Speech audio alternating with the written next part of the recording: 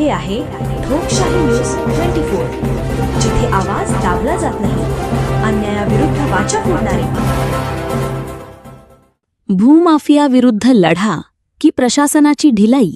नाशिकमध्ये प्रश्नचिन्ह. नाशिक शहरातील भूमाफिया आणि अतिक्रमण प्रकरणांवरून नाशिक महानगरपालिकेवर गंभीर आरोप होत असून सर्व पुरावे आणि लेखी पत्रव्यवहार असूनही कारवाई होत नसल्याने नागरिकांमध्ये तीव्र नाराजी पसरली आहे. तक्रारदारांच्या मते महानगरपालिकेकडून संबंधित प्रकरणात 15 दिवसात कारवाई करण्याचे लेखी आश्वासन देण्यात आले होते. एवढेच नव्हे तर अनेक मान्यवरांच्या उपस्थितीतही प्रशासनाने कारवाईचे आश्वासन दिले होते. काही ठिकाणी खर्चासंदर्भातही नोटीस बजावण्यात आल्याचे सांगण्यात येत आहे.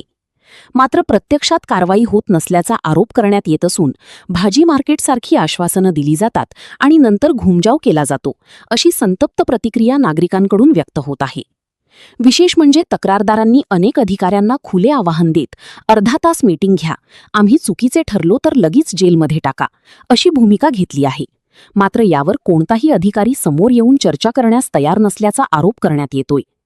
तक्रारीनुसार काही प्रकरणांमध्ये प्रशासन 1 दिवसात किंवा 8 दिवसात कारवाई करते, तर नगरसेवक, भूमाफिया आणि अतिक्रमणधारक यांच्याशी संबंधित प्रकरणांमध्ये वर्षानुवर्षे विलंब केला जातो, असा गंभीर आरोपही करण्यात आला आहे.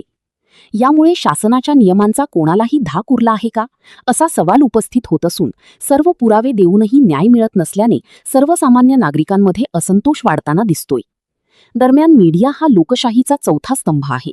मग एवढं सर्व घडत असताना माध्यमं आवाज का उठवत नाहीत, असा सवालही उपस्थित केला जात आहे.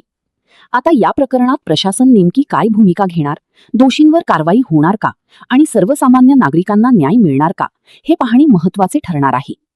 ठोकशाही न्यूज 24 साठी शेख शफीक मनियार.